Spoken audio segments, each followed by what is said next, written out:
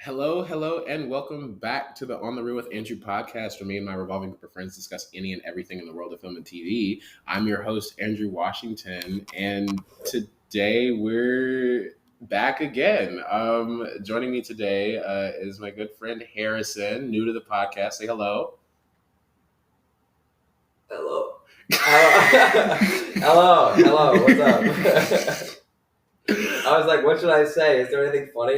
You just broke down the hello, words, okay? howdy. I'll Here in the go with- flesh. Okay, yeah, I'll go with howdy, I think. You go with howdy. You want to do it again? Hello. What? Howdy. Did we?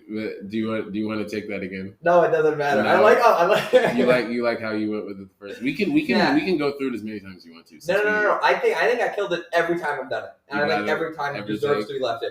Okay, Yeah. I'll go back and I'll see which takes You'll- should make it in. You'll pick the best take. All right. I'll pick the best. I'll pick the best. Hello, Amazing, howdy, amazing. hello. But yes, Howdy. we're back. Hello, Harrison. Welcome to the podcast. Welcome. Hello. Andrew. Glad to finally have you. It's been a long time making. He's been begging. Oh, I wouldn't say begging. It's because I was on my knees and I was pleading. It does not make it begging. But I really, really wanted to go on the real. This has been a dream of mine. Long time listener, first time caller, Andrew. I'm so excited to finally be here. Yes, well, Yeah. we're glad that you're here. If you aren't familiar with the way that we run things here, we basically just kind of talk about whatever. Amazing. I think we can kick it off by just me simply asking, what have you been watching?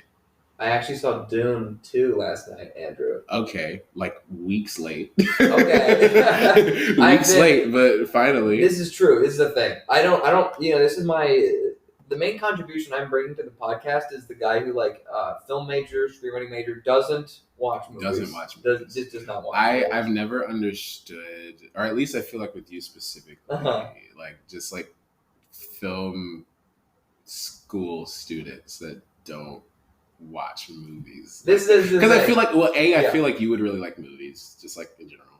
I do like movies. I mean, no, I'm sure you do, but I mean, like. Harrison would love movies if he were here. But I think that it's always like I am always like looking for just like sources of like inspiration or like Yeah. So I always am just like I need to make sure I'm Yeah. watching movies. Yeah. And even more than just TV. I mean, TV is very valid too. I don't watch TV either. I mean, I feel like TV, especially just as a college student, period, is just like hard to keep up with. It's difficult, yeah. But for sure. as a film student, I'm like, I gotta watch some movies. Like, now watching like new movies is different because like making time to go to the theater is a much different thing to negotiate. I like honestly make too much time to go to the movies. But watching new movies is different. But I'm always like, just like watch something. Yeah. Yeah, no. I mean, I at the beginning of the semester, I was like, I'm gonna watch like one movie a week, which is not a difficult thing to pull off. Absolutely not. But and this is like not counting like in class. Like I like having classes where it's like this is my time to sit down and watch a movie. I think it's like it's really nice. I will say, as a film studies student, sometimes when you have like 4 classes that are like it's time to sit down and watch a movie, it's kind of annoying. Yeah. No, You're like, I'm watching 3 movies today. Yeah. That's I don't have that problem. I have one movie class like a semester, and it's always like a nice little break. But I mean, I was pretty busy this semester. Like I underestimated how much time it would take to do like my 390 and some of these other like projects. And it's like in general, like people would go to the movies. And I'd be like, no, I'm staying home to like write, and I would just write stuff. So like that's part of it, but also like I've fallen off hard in terms of being able to be like I used to be really good at like time management, and I used to be really on it. Like the syllabus would drop day 1, and I'd be like I'd hit the ground on like the essay, like the class. Like I was that kind of freak, and then I fell off having to make socially acceptable with my classwork. Yes. And I've never picked up being able to like do like to be able to like make time consistently to do movies again. Mm-hmm. But I intend to. Yes. Yeah. For some context, do you want to explain socially acceptable? Sure. I can explain socially acceptable. The connection. Yeah. So you've had Colin on the podcast before, and Vivian, and Colin, Jack, and Vivian, and Jack. Yes, all Jack Mayer, all friends. Not Jack Mayer. Okay, Jack Mayer. That's one to get. They're So socially acceptable. It's a show that I directed, and then I wrote it with Colin Browning and then Jack Mayer. And we all kind of acted in it, and I kind of play myself. I'm like a narcissist, kind of like sociopath, egomaniac. And it's like the first season of the show, which is 5 episodes, is like me trying to like make friends and like run the business. And then the second season, which I think is far superior, is 4 episodes, and it's like we've reached the success, and now it's like, can we keep it going without having to like dig up like nostalgia and do that kind of stuff. And that I made the show sophomore year of college, and the first episode released like the end of freshman year, and then the final episode released end of sophomore year. So it's been, it was like a full year. Yeah. Andrew in the show, famous cameo, guest star role in episode 5, stand-up guy. Episode 5, your boy makes a cameo. And people always say that you crush it. Andrew crushes it. No, genuinely, like my parents are like, Harrison, Andrew was so good at the episode. You got to get him back again. I was like, yes, this is true. Shout out to the Carnies. Oh yeah. But no, you crush it. I would recommend you all you listeners out there listen to or watch Socially Acceptable episode 5 with Andrew in it. Oh my god! And just check out Socially Acceptable in general. Yeah, that's why I came on. It's quite funny. There's a reason why I said yes. I could have said no. This is true. But yeah, that's basically my personality, and you know who I am now. Yeah. I just wanted you to say, just because I always am like, I'm always impressed by like the amount of things that like y'all make. Oh yeah. And just like, regardless of whatever the story is, it's like y'all are just gonna do it. And I'm like, I respect that. No, thank you. So yeah, and just also I am in episode 5 of Socially Acceptable. You've got to check out episode 5. It's on YouTube. Check Subtext. Watch episode 5. At Saturn Productions or whatever. Saturn Productions, Socially Acceptable, stand-up guy. That's like the pathway. Yeah, you'll find it. Dune 2. Dune 2. We were talking about Dune 2. Thoughts on Dune 2? I've not heard your thoughts on Dune 2. Please. Yeah, I've been keeping it a secret from you because I forgot to log it on Letterboxd after I saw it. The thing is, I had a paper due. You know this. I'm just retreading. I just like telling old stories for all my fans out there. But I had to do a paper and I had to write a movie outline, and then I had to do a paper about this movie. I had to analyze my own movie. Mm-hmm. It's about the female reproductive body. That was the class. Mm-hmm. And then I was watching Dune, and I scheduled Dune, and I was like, I have to finish this movie by like 11:59 that night, but I wasn't going to cancel on Dune. So I'm like sitting on the floor at the movie theater, like typing out my essay, and then like we leave the theater. Someone falls asleep at the end of the movie. I'm jumping all over the place here. There's no way we're going to have a coherent conversation. But like someone falls asleep at the end of the movie during like the final fight scene. And he's snoring like really, really loud, and everyone is watching. And it's like a loud movie too. The music's loud, like the sound effects of like the swords clanging is very loud. And then the movie ends, and like he's still sleeping. He's sitting like front row, and everyone's walking by him on their way out. They're just like looking at him like he's like this like cretinous freak degen who pulls up to Dune 2 and falls asleep in the last 5 minutes. It was really embarrassing for this guy. So if you're a listener for On the Reel, just know that it's very embarrassing. It's very embarrassing for you. But yeah, great movie. I gave it, for all of my Letterboxd users out there, 4.5 out of 5. Oh, okay. That's a 9 out of 10. What's keeping you from the half? I think there's just better movies out there. Okay. No, this is the thing. Denis. Yeah. He told me that he would only make Dune Messiah He told you. Yeah, he told me. He told me. Well, for me, he goes by Dennis. To me. Yeah. Okay. Denis is just. Denis is the public name. His real name is Dennis. He goes by doesn't Dennis. Want anybody in the world to know that but you. Yeah. Okay. So Dennis and I. Yeah. He told me that he'd only make Dune Messiah if Dune 2. Well, if Dune Messiah were better than Dune 2. He told me this, and so I'm leaving that extra star or wiggle room just in case Dune Messiah is better. Okay. Because he told me he's making it. He's making Dune Messiah. Okay. So that's gonna be the 5-star Dune. Hopefully, I read the Dune book. Oh. Okay. But I couldn't get Dune Messiah. Ask, as someone who I don't know if you're a fan of the book, but at least as a fan of the book, how do you feel like the second part, handled at least that section of the story? And then, do you think the second part is better than the first one? I think the second part's way better than the first part. I would agree. And the thing is, I liked the first part of Dune. I didn't see it in theaters. Oh. I saw it on the HBO Max day and date thing. Oh. I don't even remember. But hey, I saw it twice in theaters. Actually. I wish I saw it in theaters because it's like a big spectacle movie. Yeah. And Dune 1 in particular is less spectacle than the second part, but it's like it still would have been nice. I think the music. The music's very good, and just seeing it in the theater, it's just it's such an experience to see Dune. I would recommend seeing part 1 in the theater sometime. I saw the first time I saw part 1 was at IMAX headquarters, which is right down from our college's campus.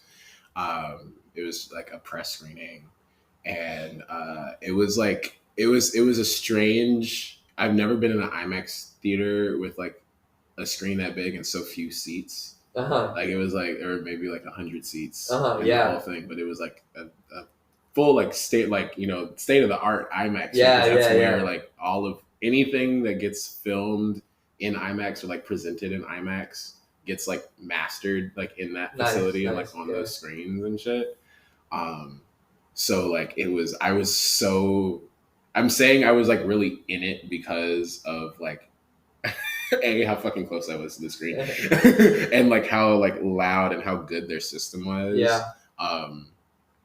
But it was the hindsight is always 2020. Mm-hmm. So seeing the second one made me realize that I'm the first one is kind of not weak. It's not a weak movie by any standard, but it definitely I see what people were saying about it not being the most fantastic. It can I can see how people think it's boring. Yeah, absolutely. I see the flaws with it a lot more now that I've seen the near flawless movie that I think Dune 2 is. I think that everything Dune 2 does better. I think even there are emotional scenes between Paul and his father, mm-hmm. the Duke, but at the same time Dune 2 hits me harder emotionally. Mm-hmm. With his relationship to Chani, and then and with his mom. There's just consistently it's just there's more investing in every way. Yeah, I think it looks better too. It's a lot less gray looking, I feel like. That is so true, and I think it's because they spend more time in the desert. Mm-hmm. So it's just different tones and colors and shit that they're playing with. But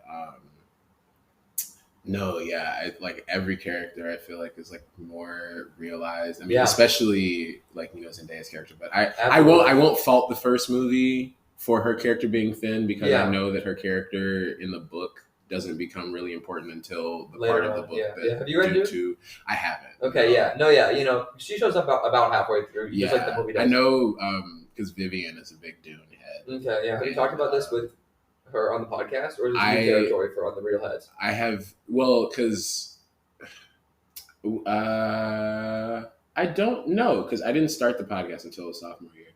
Okay. And Dune came out freshman year. Yeah. No, we haven't. But regardless, she was just telling me how, it because of the part of the book that it deals with, that's why she's not important. So I had to fix my I'm okay. Because so many people were so mad, and I'm I kind of get it, but also the trailers definitely play her up a lot. Yeah, I mean she's big as hell in the poster too, and everything. Yeah. But and this is the thing though, if if Dune has to trick people to get people into like the theater a little bit, and then promise more Zendaya in the next movie, I'm all for it because I'm all for Dune crushing. So I think I'm on the side of tricking people here. I mean, I didn't have a problem. Yeah. I ultimately I was like, oh, her character is kind of not there, but she didn't seem like she was meant to be necessary in that chunk of the story. When I saw it, so I was like, I didn't mind it, but a lot of people I think were just like, oh, Zendaya is supposed to be in this, and she's only in it for 15 minutes, but. Shut all them the fuck up when we get to Dune 2, though. Oh yeah, because she's great up and through that bitch, and so good. Yeah, no doubt. All of the actors are really good. Oh my god, Austin Butler. He's really good. I was kind of gagged. Like I have mixed feelings on Elvis. Mainly, I don't like the direction. I don't like Baz Luhrmann. I thought his performance was. I thought Austin Butler's performance was good, but overall the movie's like kind of mid. Yeah. So I wasn't fully sold on like the Austin Butler train with the Elvis bit. Yeah. But Dune though, I'm like okay, we're back. Like, I see it. I get it. I'm like, you have talent. So. Yeah. I saw a tweet today. They were dragging back up an old news rumor thing, and it was like Harry Styles was rumored to be playing. I saw that. Yes. Same thing like Robert Pattinson. It was like Robert Pattinson and Tom Holland and crazy ass people. Yeah. No one would have done it like Austin Butler for sure. I think he definitely sold it. Oh, yeah. Right. Have you been seeing that GIF on Twitter where they when he turns to the camera? Yes. I love it. I love when they have him kiss him multiple times. He keeps pulling his head in for the kiss. And I like when then he turns to the camera. That's so when he turns to the camera. That's like the weirdest thing ever. It's so funny. Did you see when he turns to the camera and it freezes and it says "I love you"? I love that GIF. It's genuinely amazing. I think it's the most beautiful thing. I don't get the point of it, but I love a GIF that is entirely random. Oh yeah, and never fully makes sense. Mm-hmm. GIFs that make too much sense and work too well. It's like what are you doing? Have you been seeing that the fucking smoking duck? Yes. Have you has it been like all over your Twitter? The thing is, I don't have Twitter on my phone. I deleted it. Yes. Because I would be an addict. But I have Twitter on the desktop. I've seen you and Jack both scrolling feverishly on Twitter on the laptop, and I'm like, where do you see me scrolling on the laptop? When we were on set this weekend. Literally this fucking weekend. Fine, you know what? You got me. You saw me scrolling on Twitter. Last weekend. I admit it. Yeah, last weekend. Yeah, we can talk about that set in a second if you want. But let me see. Yeah, I saw a little bit of it today, and that was about when I clicked off. Yeah, that was about where I was like, yeah, that's enough. That's enough. Yesterday, shit you not, I was scrolling, saw 10 in a row. Yikes! 10 in a row, and I'm not fucking joking. Are you a Twitter addict? I kind of am. Oh. I do have to say, I kind of am. I hate to say it or admit it just because, but I will never call it X. Okay, even though fair I just enough, did. fair enough. Good call. I still have my bird. Nice. Fuck the X. How glitchy is the app? Is it glitchy? It's actually not that bad. It's the only thing I can't see quote tweets, like retweets. I mean, like the retweets that have quotes on them, or I can't. Quote retweets is kind of a big. No, I see them. I can't go on a tweet and then click how many the I see. Okay, cool. It doesn't work. That part doesn't work. And there's something else pretty major that doesn't work, but I can't remember what it is right now. Something is wrong. I always forget that it doesn't work, and then when I try to, when you need it most, it doesn't. It's like your moment of need. It doesn't. Right, and I only remember it as the thing that doesn't work. I see. Yeah. No, I feel that. But I had to delete Twitter because I was a Twitter addict. Have you considered getting help for your Twitter addiction? No, I think everything like that in my head, I'm just saving to figure out. I'm just saving until after college. Okay, yeah. So kind of let all just let it fester up and then just deal with it 2025. Yeah. Because it's nobody. Let all the problems kind of pile up and then I don't have time for that right now. Yeah, speaking of things piling up, Your records over here, Andrew, stacked up horizontally. My records. Listen, I have. This is not how you store records, no. I have a stack of maybe 15 to 20 vinyls, and they're sitting LPs. Sorry, LPs. I own 0, by the way. And they're sitting on top of each other, just like as if they're just like laying on the table, but they're stacked on top. And apparently, I've been told he was low-key berating me before we got on the mic, and I was doing it on the mic. So since we're getting into it, we can get into it. On the mic with Harrison, yeah. That is I was just noticing this. I was like, oh, like, you see, because I had like the mentality where I was like, I gotta save this for the podcast, and like I like reacted before I could like stop Harrison, bring it up during the podcast, and like surprise Andrew. So this is another old bit. We're just doing old bits here. This is the greatest hits. You're getting recycled. Oh yeah. But no, yeah, they are piled up. And what about it? Oh, nothing. Back to Dune. Back to fucking Dune. Back to Dune. I don't know. Dune was a 5 out of 5 for me. I do think filmmaking wise, I love Denis Villeneuve. Or Dennis. Sorry, Dennis. Wait, I don't know if you are allowed to. I'm not on Dennis. Denis. I'm Denis or director Villeneuve, but I don't get You Dennis. Don't get Dennis. Absolutely not. well, he's gonna be furious. Denis, by the way. if you are actually friends with Harrison, then know that I love your movies, A, and B, would love to be able to call you Dennis. I just feel like that's so unique, and also, like we would have a key. But no, it's okay. He told me that you can't call him Dennis. Okay, I told him I was going on the reel, and he said, "Oh,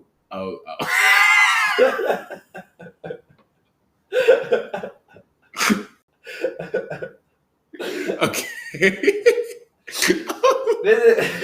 I wanted to add something about the book. Do you have something you want to add right now before I begin talking about the Dune book? About the book? Oh, yes, the movie. I think the level of filmmaking that is on display in that movie is absolutely almost breathtaking. Yeah, no, it's really cool.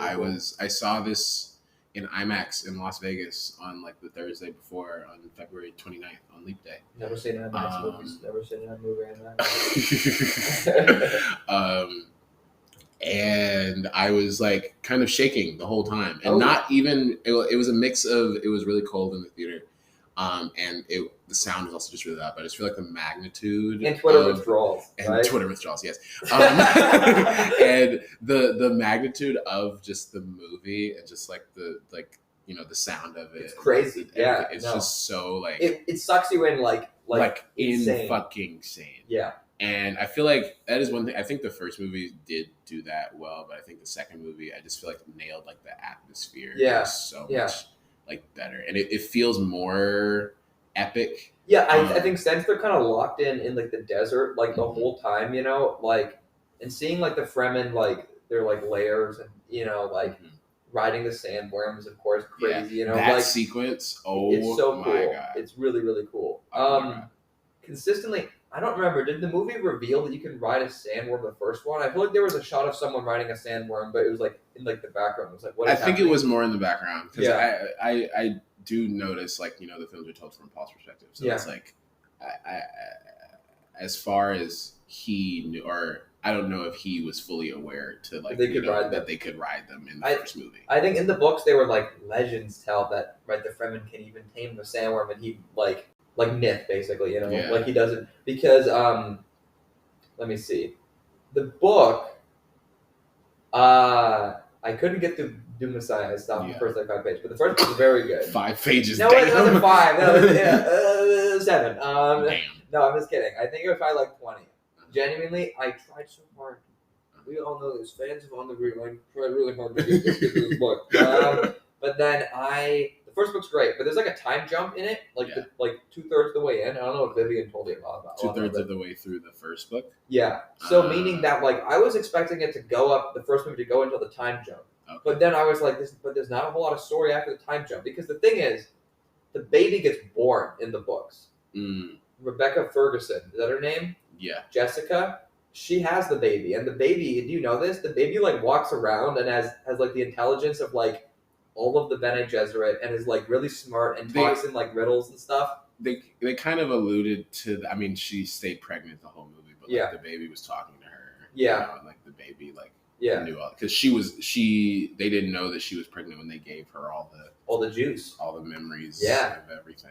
Vivian was telling me yesterday, she was like jogging my memory. She's like, the baby is like a diplomat. Like the baby is like in like the scene, like, you know, like when Paul's like negotiating, like, you'll be like my wife in this, you know, the baby's like, good move, Paul. I would do this. You know, like it's very, very odd.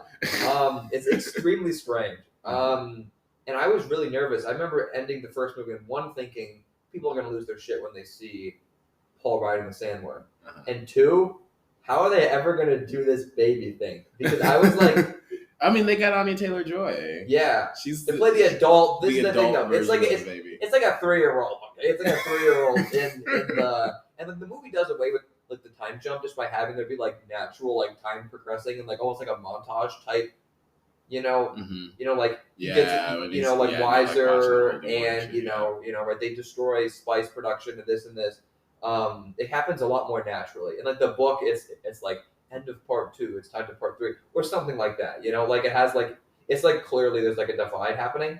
And the movie handles it, I think, really well. What else have you been watching? We've been talking about Dune for like 45 minutes. Have we really been talking about... Wow, time flies when you're having fun, I guess. Let me check my Letterboxd. It's been like 30. Stop writing reviews. We watched Lego Movie. But, oh my God, no. Okay, I saw Kung Fu Panda 4 like 2 days ago. Bad. Kung Fu Panda 4? Yes. Does it have Jack Black in it? I think bad. It does, but it doesn't have anybody else in it. Yikes. As Jack Black, the returning characters is Poe, Shifu, and then both of Poe's dads, but one of the dads is the one that came in the third movie, like the Panda dad. Sure. And then I don't remember any of these movies. And then the Goose dad. Panda dad and Goose dad. Okay, you remember Goose dad? Are they a couple or no? They're okay. They're not a couple, but they're coded as a couple in this one. Okay. They're like our son. It's our son. We need to save our son. That's very interesting. And then it's like the Goose dad is like supposed to be like the mom. I can picture the Goose dad. And then he's like, oh my God, what's gonna happen to Poe? And then like the Panda dad is like, don't worry, he'll be fine. Like our boy will be fine. Like they're like, it's very it was very funny dynamic. I think it sounds so strange. It was strange, and so like while we were watching, or while I was, I don't know why I said we. I went by myself, but in the theater. Solo viewing of Kung Fu Panda 4. I'm sorry, I didn't even know this. I didn't need to bring it up, Andrew. No, it's fine. I'm gonna out you on the podcast. But the guy in front of me, who's like with his family, and one of the times when they were like, our son, and the guy was like, time out.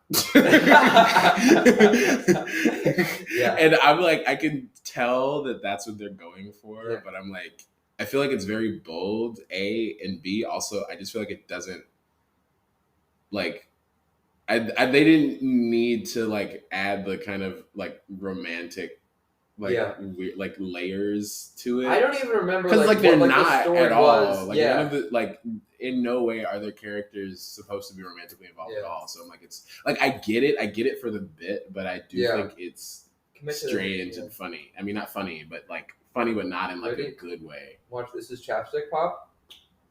Put on chapstick now.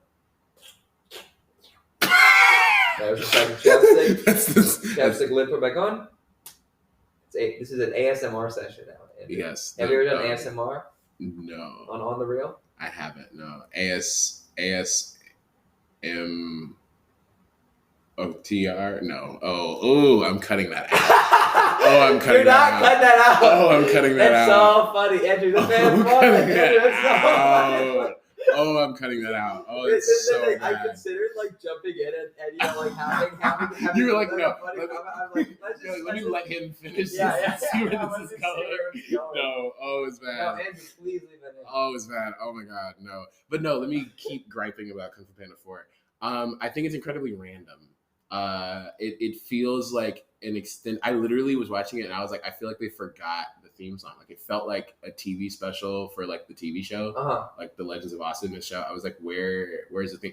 Every like I said, every character except for those 4, and Shifu and the 2 dads aren't even in it that much. They're both like minor characters. So outside of Poe, every character is new, and I feel like there's been such distance between Kung Fu Panda 3 and Kung Fu Panda 4 in order to do that and for it to make it work.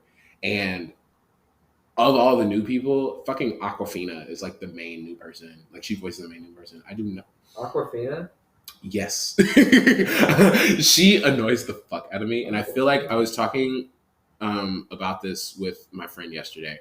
And I feel like she is more suited for voice acting than regular acting, with the exception of The Farewell. I thought she was excellent in The Farewell, but that's the only time that she's not done the whole like, what are you talking about? What? That's the only time she hasn't done that in a character like ever, and that I feel like is the only reason why it's good. Everything else that she's been, it worked for Crazy Rich Asians because that was the first time that it happened. And I feel the same way about like Tiffany Haddish with like Girls Trip. It's like the bit worked the first time. Yeah. And she's done it in every movie since then. Yeah.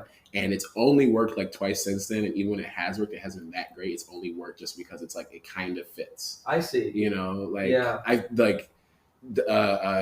didn't mind her in The Little Mermaid, like because her character was supposed to be annoying. She was voicing like the penguin. I mean, not the penguin, the bird. And like coughing fucking in Raya and the Last Dragon. I am a fan of Raya and the Last Dragon. I don't know if you ever saw it. It has the actress from Last Jedi in it. Daisy Ridley? No. Kelly Marie. Kelly Marie Tran. Yes, she is. The one that people were like being racist about. Yes, yeah, definitely. I like that movie. But I'm put it on the record. I think that movie is actually like 5 out of 5. Which one are you talking about? Last Jedi. Oh, yeah. We can get into that for a second. Okay. No, I'm not even. Okay, well, I'm just putting it on the record so people know I'm on the right side of history. Okay, good to know. But no, yeah, Kung Fu Panda 4. I was kind of bored. I was falling asleep while I was watching it. Viola Davis voices the main villain, which I was like, do you enjoy the third one?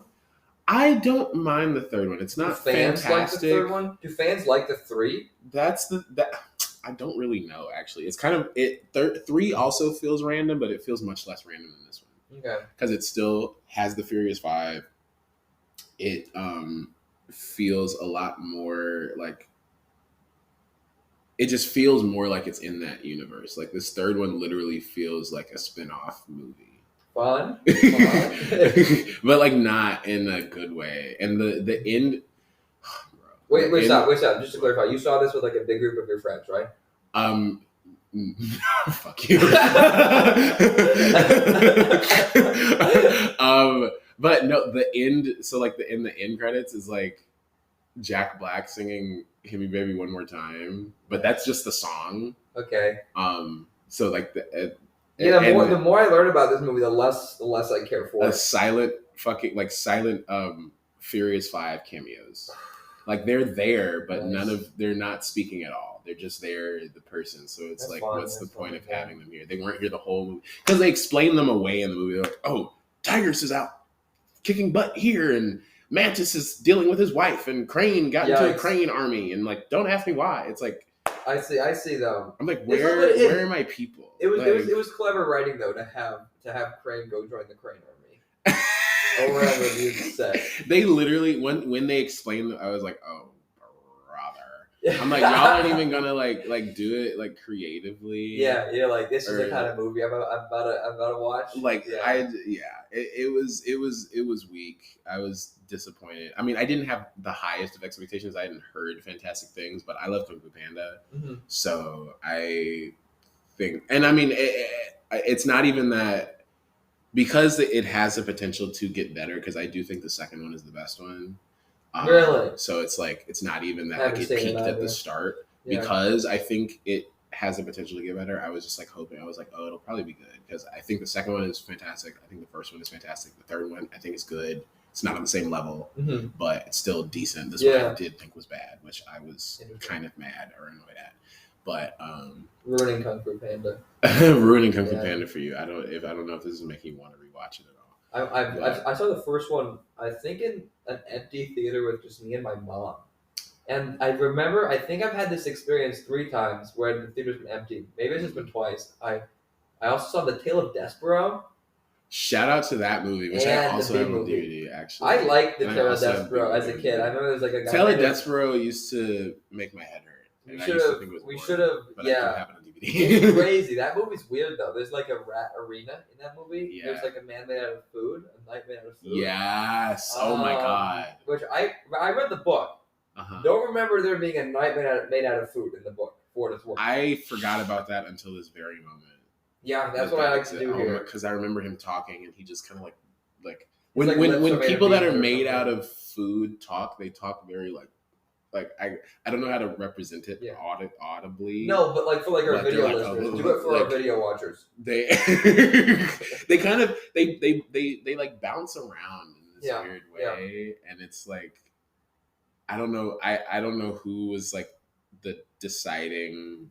Like, this is how people that are made out of food talk, but it's like anytime I see someone made out of food, this is not very often. This is not like a common occurrence. What are you waffling about? What are you talking about? I'm just saying, like, when people talk, when you said he's made out of food, I'm just remembering because I remember his physicality very strongly. I remember how he moved when he talked. You sound insane. Just a little bit. Regardless, no. That's what I remember. I agree, but I would never admit to agreeing. Okay. Yeah. Okay. So just cut this part out of the podcast. Okay. I agree with you. Oh my god. No, I'm just kidding. So what movie did we watch? On the real episode. Okay. Let me give a little context in terms of why we picked the Lego Movie. It was born out of genuine confusion. I don't think neither of us were like, I knew I wanted to have Harrison on, but I was like, what would we talk about? Yeah. We planned time to spend time together to figure out what we were going to talk about. In this time, we were spitballing things, and we're like, nothing seems like home. Mm-hmm. And then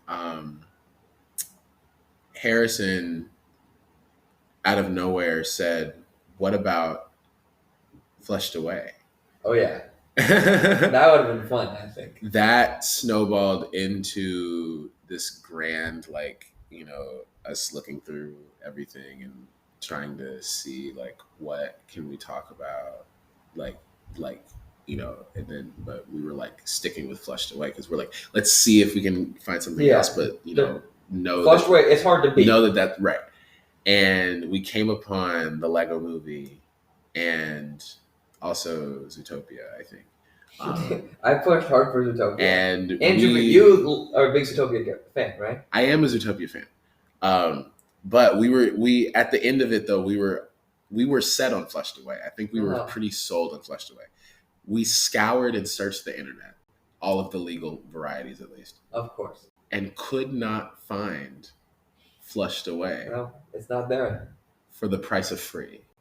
And thus, out of necessity, we moved to our second option, the Lego Movie. Yeah. I think I own it on Blu-ray too. It's just that kind of movie. Second is the first loser, but Lego Movie's never a loser. So no, absolutely not. That's the thing. You're comparing two perfect films, Lego Movie and Flushed Away. It's difficult for anyone, I think, to properly. And let's have a moment just for Flushed Away, just like a moment of silence. Just in respect to how good it's really good. Away and then we didn't be able to find it for free. We weren't able to find it for free, so moment of silence. Yeah. Wait.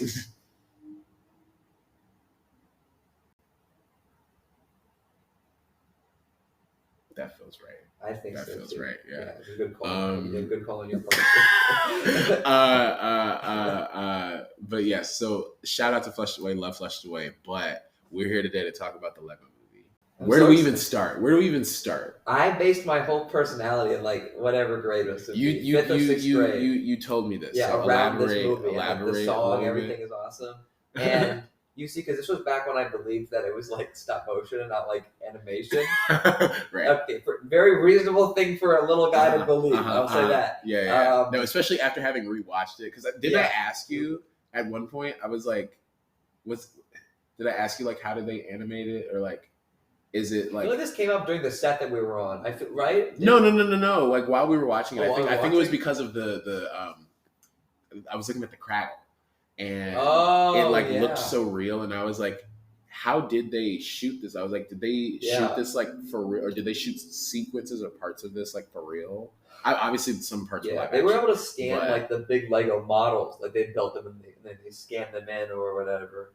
But then with the Craggle, I would imagine that it's just 3D generated. I remember this time I watching it for sure. Like some of the way that like the objects looked, like the battery and like the rubber bands at like the end. Mm-hmm. Very much so like, oh, this is not a real object that they're photographing. I mean, you maybe like with Lego, like the lighting or whatever, like looks better, so like it looks more real.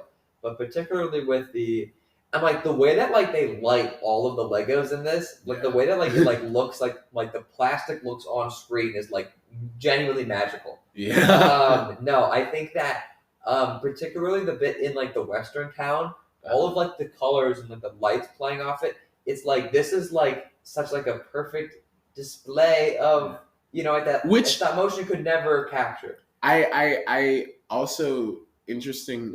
I guess it's not really an interesting factoid because it's like it makes sense, but also it was like crazy to think about and realize. So I was reading the back of the package, and you can fact check this if you want, but it says it was the first feature length Lego movie that was like released in theaters. It was the first one.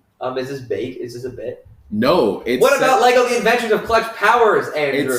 That was released. That it says it was the first feature length Lego film that was. You said Harrison fact check this. I'm fact checking this. No, I'm telling you. False. No, I said not true. No, I said fact check if you want. That's the thing. It's famous.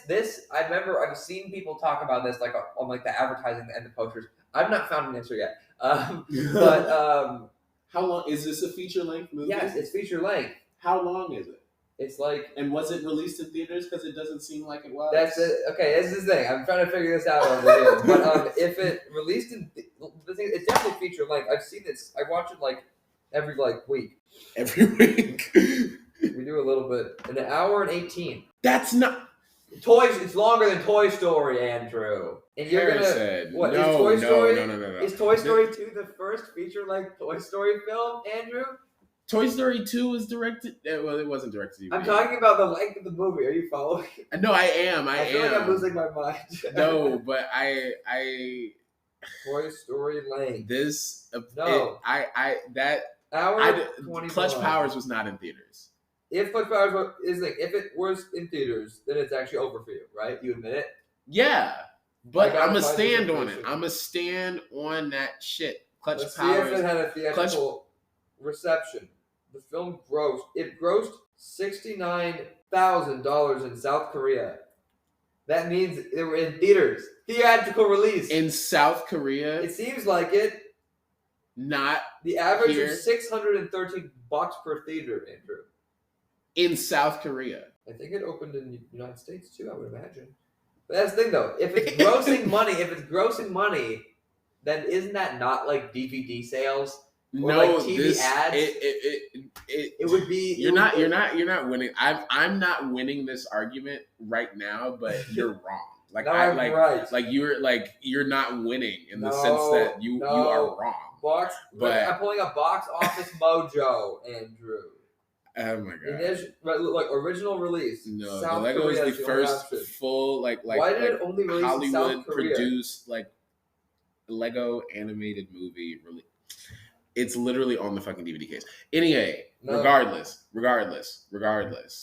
Let's get back to the movie. I think everyone already knows what the Lego movie is about. I mean, it's the fucking Lego movie. Like, it's so we just argued iconic about Clutch Powers for 15 minutes. All right, we're going back. And culturally significant, the Lego movie. It should be Criterionized. Genuinely believe that, but I don't know if it's old enough to be. Clutch Powers? It's not available on streaming right now. Someone has to save this media from falling into the void, Andrew. We're talking about a different Lego movie. We're talking about the Lego movie. The first feature-length theatrical Lego film, Clutch Powers.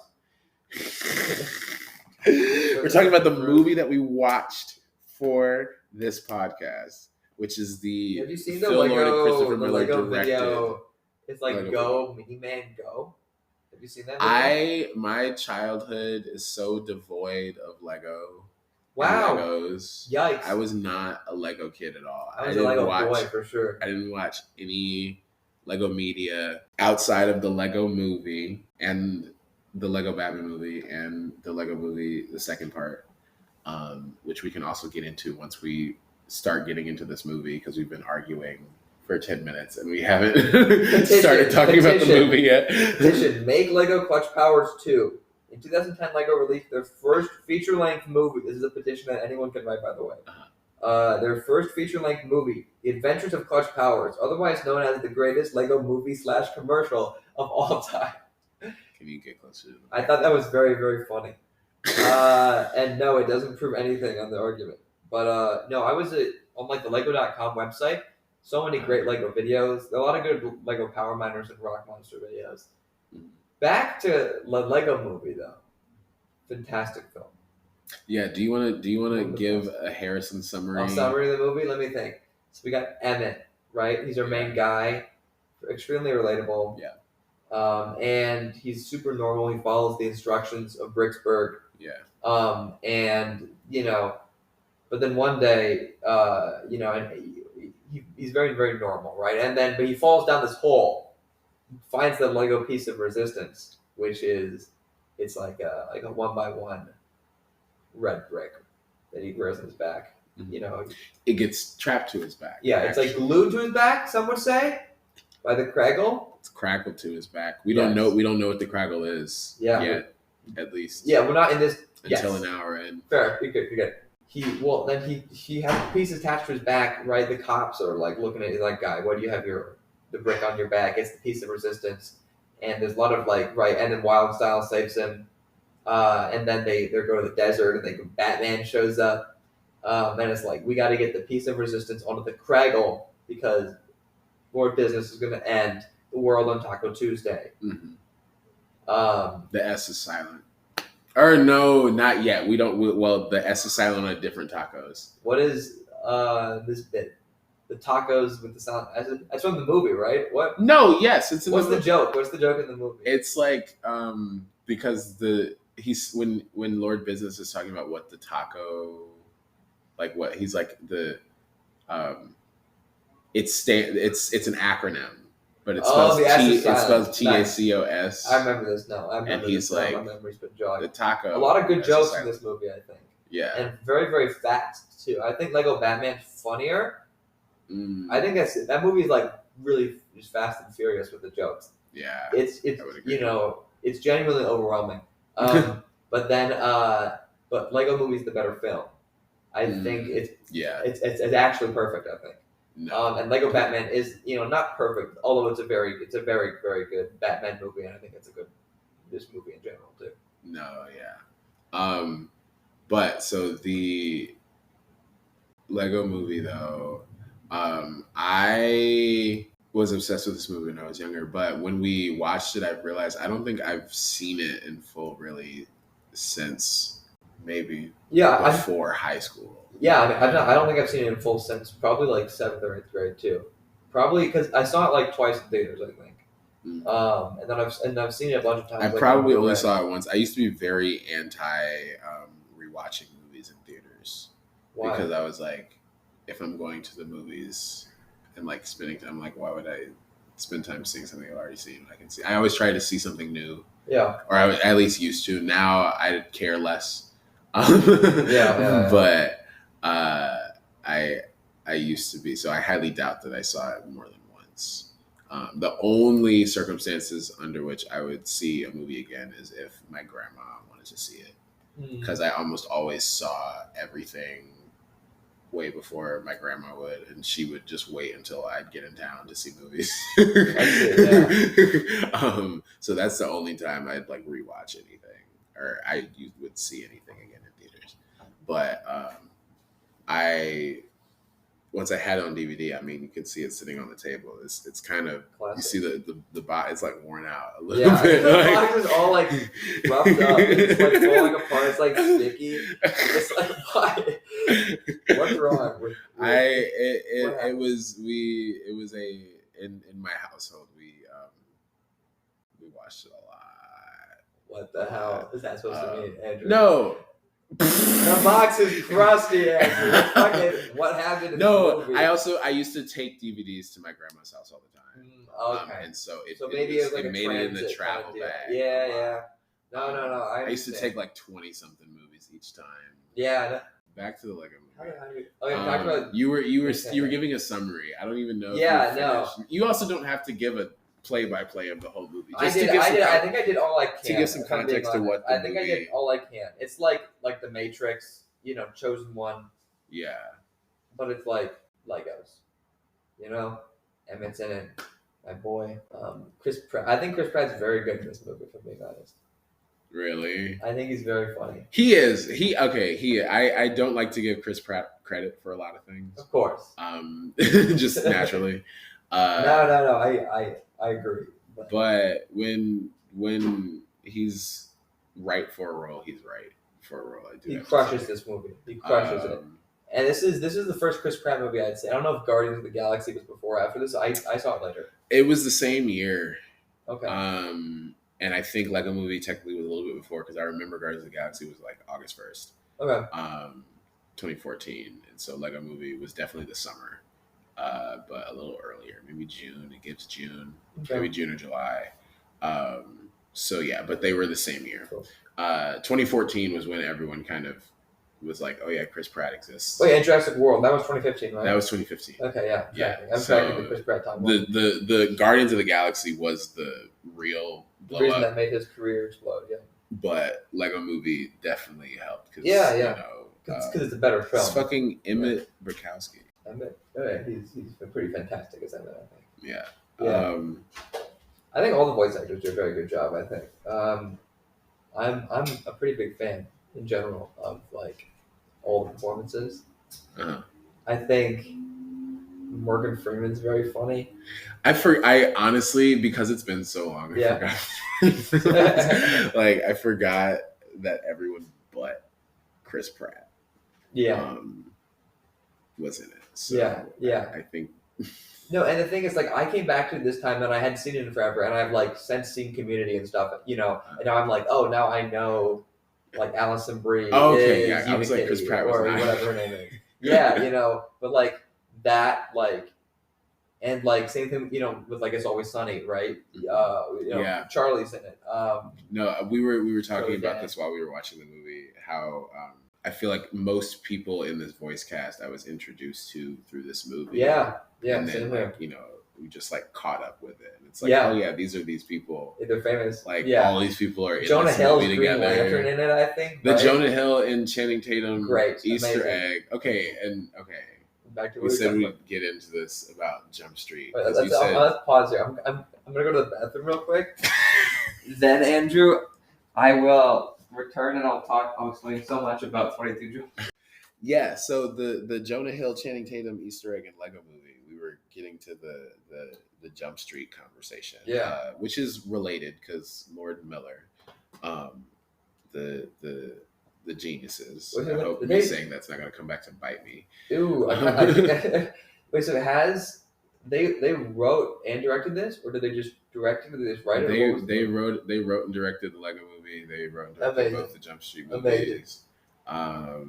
They geniuses. They're producers / writers on Spider-Verse? / co-directors on Spider-Verse. Yeah. Kind of like mainly producers, but also like the first one. I know they were like. I don't know their involvement, their specific involvement with that. They had a lot of like power overreach on that, but I don't know their specific titles. And I just feel like everything they do is so like brilliantly like constructed. Yeah. And like just like thoroughly hilarious. Like Yeah. I feel like it's very rare that I don't like they also did Clone High. I don't watch Clone High. I haven't seen Clone High.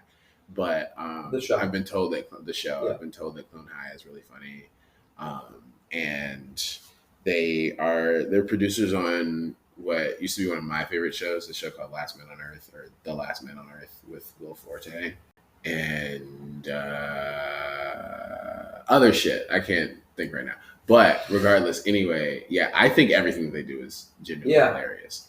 In like the relation to like it's all very well constructed, but like the structure, like the pacing is always perfect. Every scene feels like absolutely necessary for like the plot and like the characters. Everything feels so like tight and concise. Yeah, the setup and payoff is like fantastic. The arcs are all like very clear and super like definable and very and like all of like the conflict and like character motives. It's just so very tangible. Like it's all just very easy to like see everything. Like it's just so well thought out. It's really easy like to see how much like care is being put in like to every detail. And that's I feel the same way about the Jump Street movies, even though they're like action comedies. But 21st Jump Street, the screenplays are the 21st Jump Street I think was thoroughly funny. Was better. I think the second one is far better. I'm not a Jump Street 2. I wouldn't even say that one is far better than the other. Like either one is far better than the other. I think I enjoy the second one more. I think the second one is funnier. I could see the argument being made for the first one being a better movie, but I like the humor because I think they lean more into the meta-ness of it in the second one. Yeah, and I'm so keen on meta humor. Like, I don't think I like meta humor a whole lot. I know I love it. Socially Acceptable has like a bunch of meta stuff in it because it's like a mockumentary. Yeah. So I think like that gets a pass. Like in general, meta stuff is not my and like I don't like Lego Batman might be the only movie that I like that has like copious references to other films, like that kind of meta stuff. I think I enjoy movies that know that they're movies. Yeah. And to a certain extent, movies that act like they know that they're movies. That's the thing. I feel like it takes away from like the genuine side of the second movie. Like I don't feel at the end like I do in the first one when they're like walking away from like the burning truck and it's like they're friends and they're brothers and it's beautiful. In the second movie, I just feel like I don't get hit with that. And I think the meta humor is the culprit, Andrew. That's what I'm alleging. I can see that, but I think. Well, I think the second movie it's a lot. There's a lot more fun that they have with it. I think because it's like they got the budget increase and they got like all that shit, but it's like they like joke at it. They're like, yeah, we're gonna like do everything like the same, but like bigger and like for no fucking reason. And they just like own it, and I'm like, I love it, and I love like at the end how they joke about like all like the next Jump Street movies that they're doing. Like I think that bit is like so like that is such a funny way to end a movie. The thing is because I had seen like those posters around the internet for like years, and I hadn't had them yet like contextualized with like these are fake movie posters that like the movie because I was like, wow, these are really good photoshops or are these real movies? Like I don't know. The 23 Jump Street that they had was supposed to be the med school. No, the Men in Black 21 Jump Street crossover. Yeah. Did you hear about that? Do you remember that? I think Jack told me about this. This was like this was it was like announced as a thing, and then I can't remember if they said it wasn't going to happen, but they just like announced it and then never said anything about it ever again.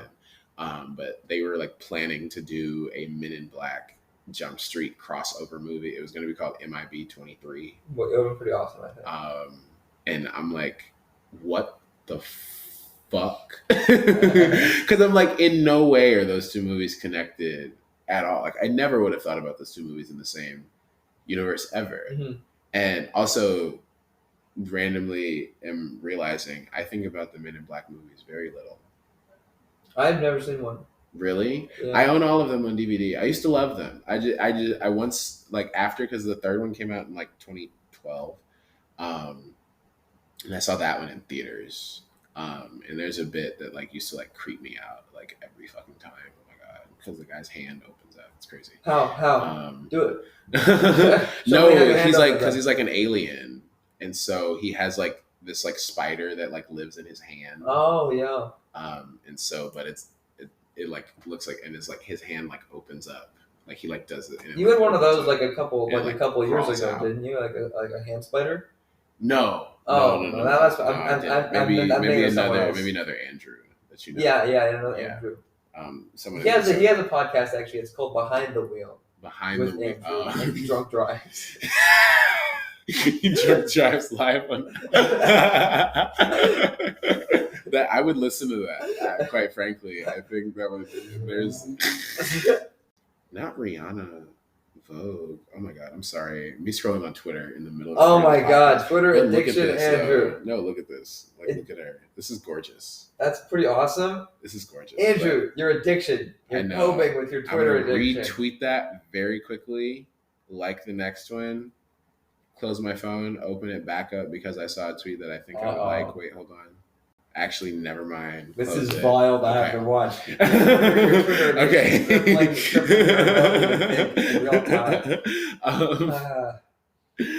Anyway, we were talking about the fucking Jump Street movies. Yes, I think the second one is not much funnier, but I laugh a lot more in the second one, and then because of that, I think it is more enjoyable. Have you seen Airplane? I like it more. Airplane 1 or 2. I have seen 1. I have 1 and 2 on DVD. I didn't love 1.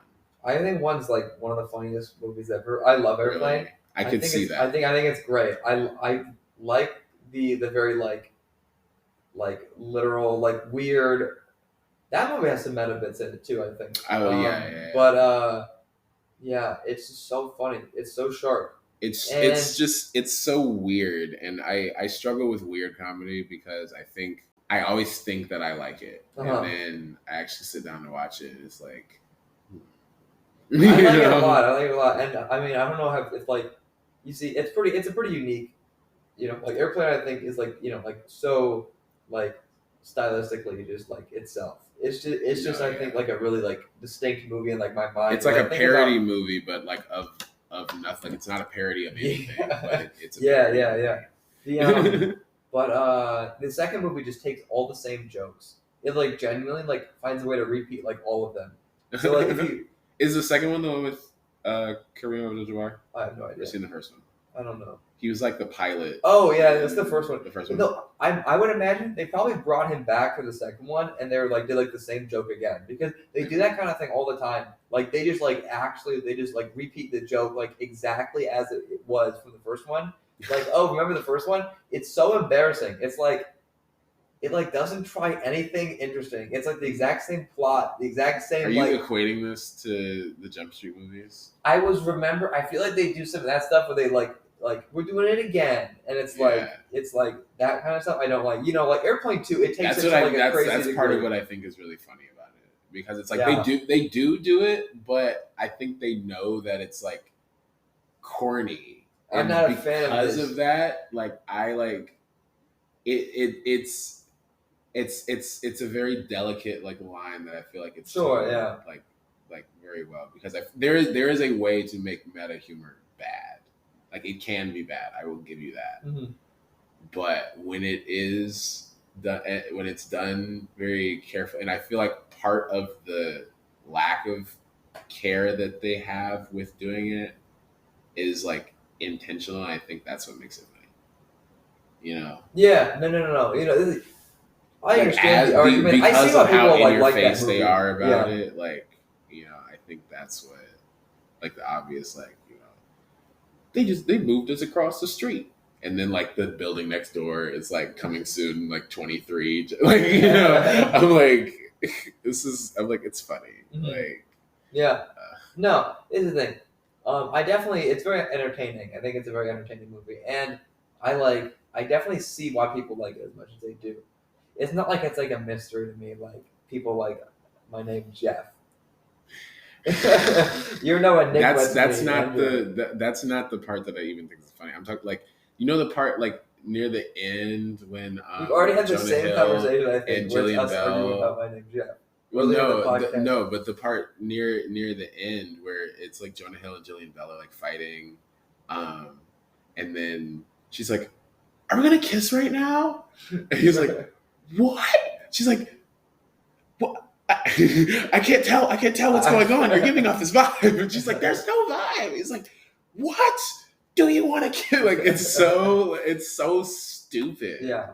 But it's just like there's the heart to it, and I think that's like the core of like all of like Lord and Miller's shit. Yeah. Like Lego Movie is like a dumbass movie, but it's like so smart. Yeah. Because of like how it owns and like like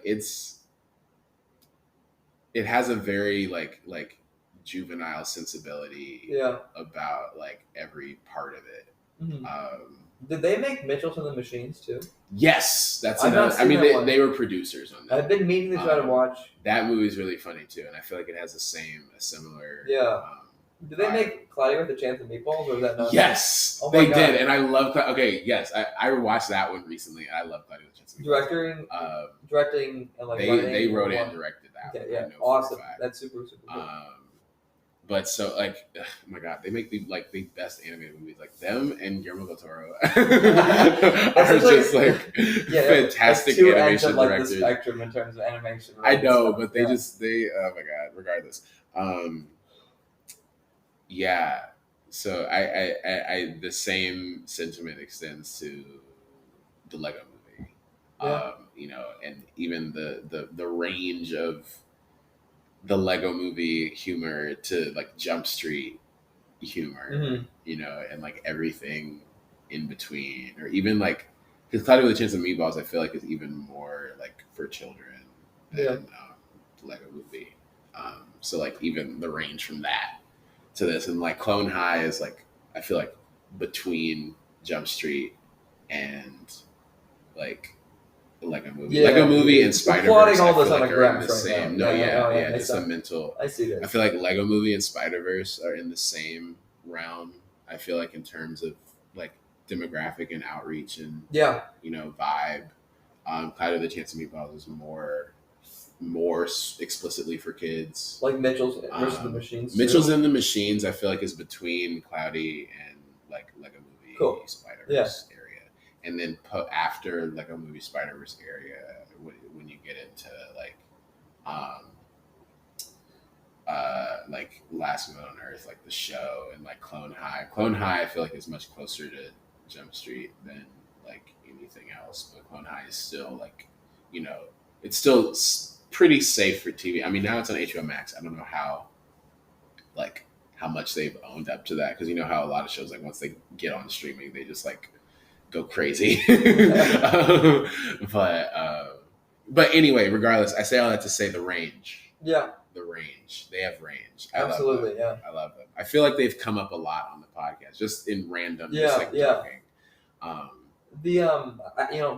Both Spider-Verse movies are just like incredible. Like they're great feats of they're great superhero movies. They're great movies in general. Animation. They're. That's another thing, because of like the variety of animation styles that I feel like they've gone through with some 3D, some 2D things that they've made. But just like how they're all like so specific and so like unique also. Like I don't know that there is, I mean, other than even the old Lego movies, I don't feel like look like the Lego movie. No, they're definitely not. And it's like Clutch Powers, right? Like like he's not like made out of plastic. Right. Like his like arms don't need to just bend in like 2 dimensions, like up and down like Lego, like Emmets, because they're just like, it's like Ninjago basically, where like they look like they're Legos, but they are like there's soft and they're bendy, and they can also. I don't think they did that one. But what happened? I said I forgot the Lego Ninjago movie also exists. Yeah. That though is animated like Lego movie though. The show is animated. Yeah. Just like seeing everything made out of Lego is just so like, wow, this is like sparks flying off of like like tires, like guns, like it's all just like Lego pieces. Like it's just different colors and different like brightnesses and whatever. It's very, very exciting. And it was such a treat as a little 6th grade boy to have this movie to inspire me to make Lego stop motion, Andrew. Yes. You made Lego stop motion?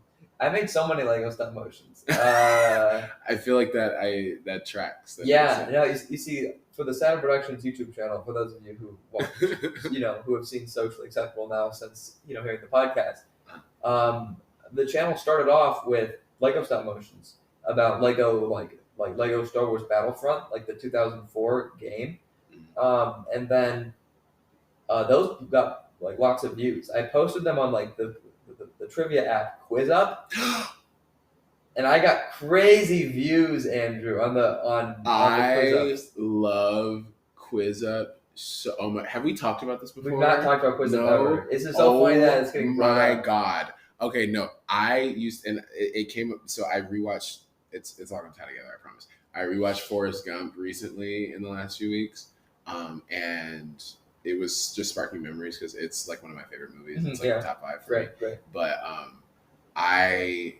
when I was in middle school, I was remembering I was like, there was a point in time where I was like in like one of the top players in the country on the Forrest Gump category. The Forrest Gump trivia category is such a very funny. You see, for me, I was in like the Lego category. Really? First of all, much bigger community than Forrest Gump, so I'm fighting for number 1. I'm fighting everyone.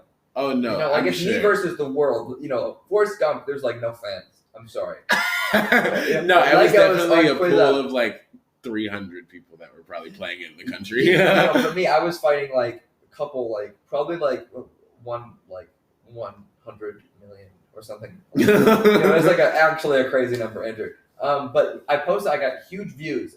I had people who were like fans who would, like comment like, "Oh, I'm so excited for the next one." There was one fan in particular. That's the thing though, the fan base growing. I got a lot of subscribers. That's what.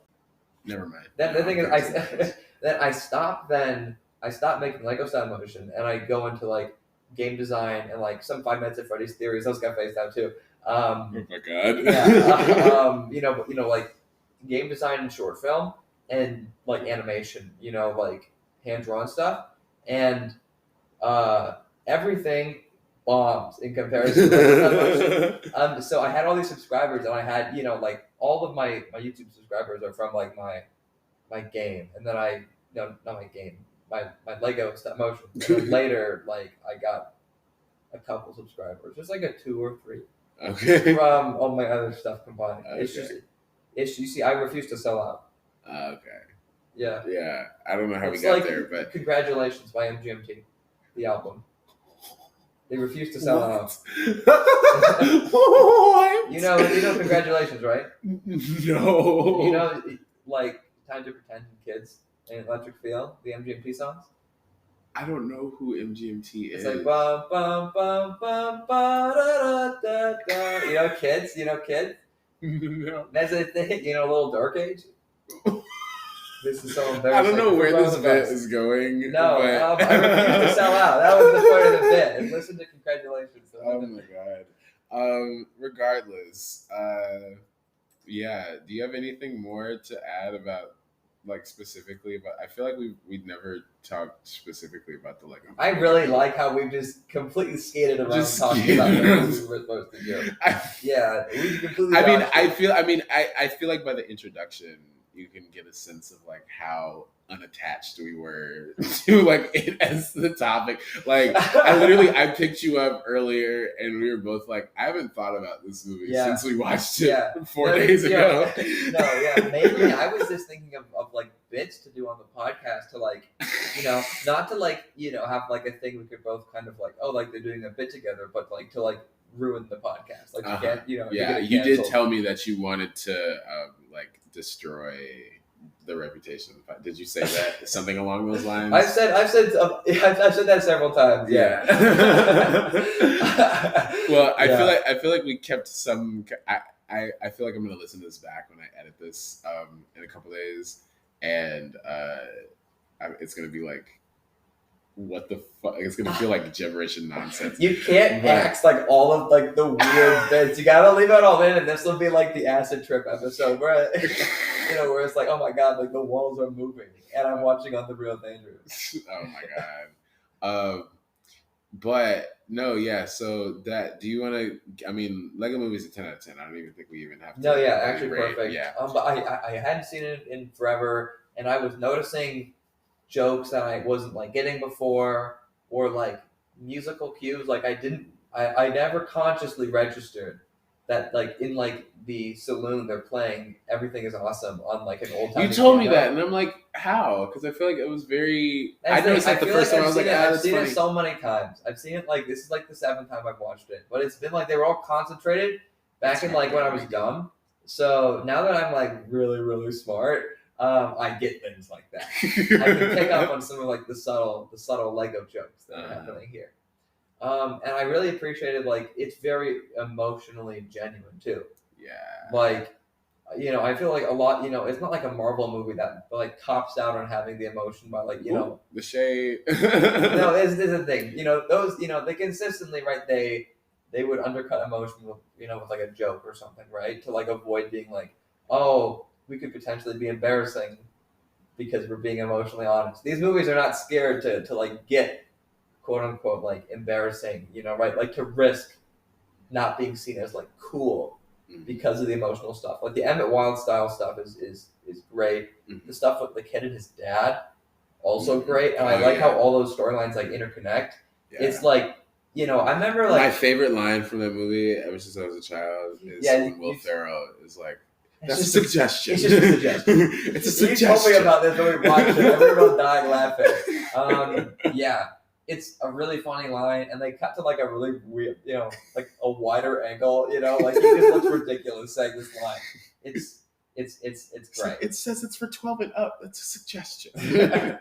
Will Ferrell's very good in this. As Lord Business, and then as like the dad character. No, yeah. This was, because I think this and Elf were like the only 2 Will Ferrell movies I had seen at the time. So like, I've never seen Elf. The thing is, that's okay. As a kid, though, like having seen Elf and then this, I'm like, Will Ferrell, he must be the greatest actor of all time. I feel like at the age of from like 12 to 14, everyone has Will Ferrell in like their top 5. Yeah. Like I definitely, because I was an Anchorman kid, I was an Anchorman fan. Wait, does he play the Anchorman? Am I fucking dumb? Really? Yes. You're dumb as hell. Will Ferrell. That's his. Oh bit. Wait, no, I knew this. Anchorman, Ron Burgundy. I'm tripping. No, I'm stupid. I know this. Oh Santiago. I've never seen those movies. Oh my god, they're both. Really How did I forget that? I saw the second one in theaters Maybe with my grandma. It was very. Second one. Strange. Yes. Jack McDermott. He always plays the clip where like Kanye shows up in like the second one where they're like bringing everyone in. Yes. Oh my god. He's already shown me that clip. Yeah. Anyway, continue what you were you. Oh Jesus! Was that what I can't even figure out where. No, it's fine. It's fine. I'm saying we can start to wrap it. Yeah, but it's just the best. I don't know what else. And the Legos that came from it, like the Lego minifig series, like the series of collectible minifigures from that line, is like all time classic. I think that's a very fun. Yeah, it has a lot of great figures. I think it has. I think Wild Style. You can get Wild Style. I don't know if you can get Penny. I don't remember. But yeah, Lego Movie 2 not good though. No. I would agree. I think that was one of the first movies that I ever reviewed on my website. Funnily enough. Lord and Miller have much to do with Lego Movie 2? That I don't know. I don't remember the name being on the director. I'm gonna show you this, and you're gonna be like, "Oh, what?" Wow! One of my first, literally my 1, 2, 3, 4, 5th review I ever posted on my website. This for the Lego Movie 2, the second part. And I can tell you right now. Oh wow! I give it a 4 out of 5. This is crazy. I've not seen this in not years. Good though. So someone else directed, but they wrote the screenplay. Mike Mitchell, yeah. Oh yeah, they did. Oh, that movie. Let me read my. I'm gonna read my final thought. And just a key into the mind of. I viewed this on February 10th, 2019, at AMC Camp Creek 14. My final thought: with the welcome addition of Tiffany Haddish to the cast, I love how I was talking shit about her earlier, and now I'm giving her, or at least 5 years. Jesus Christ, 5 years ago, I was giving her praise. With the welcome addition of Tiffany Haddish to the cast, the Lego Movie 2, the second part, serves as a very fun and worthy follow-up, even though it lacks some of the cleverness, humor, and originality of the first one. World-class hater here. This movie's not very good, though. But I say it's well written thanks to Lord and Miller, the writing duo behind movies such as It's not as funny as the first one. That's selling out, though. That's selling out. No, you can just admit it's not a very good screenplay. It's okay.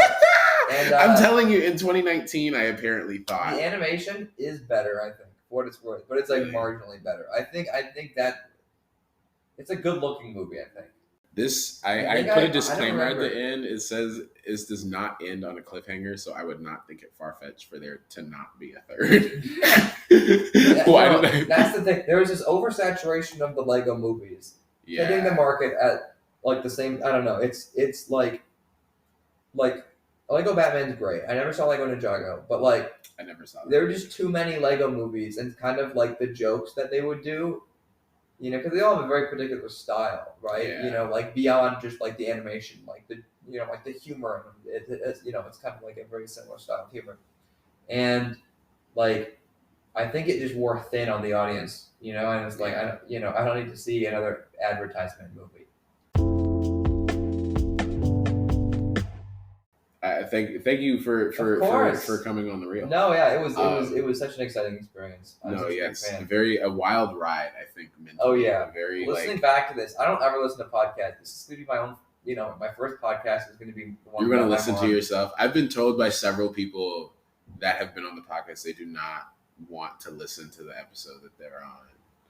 Yeah, they're just like cowards. Oh my god. This is I'm going to learn so much about the way that I speak through this. No, yeah. I'm going to have so much control. I'm going to be a rhetorical god after this episode, after the studies. Yeah. Okay. Anyway, yeah, that's the episode. Very, very perplexing end to the episode. But yeah, thank you for listening. Thank you for tuning in. We'll be back soon. Oh yeah. With some more talk about some animated films. I'm gonna keep it secret, but I feel like it'll be. Is it flushed away? No, it's not going to be flushed away, unfortunately. But I will say it's a series of movies. Kung Fu Panda. Ooh, no, but it is 4 movies. Toy Story. No. Should I just keep guessing? No, I'm gonna stop the recording before you keep guessing. All right. Okay. Thank you. Yes, thank you for being here, and see you next time. Yeah. Goodbye.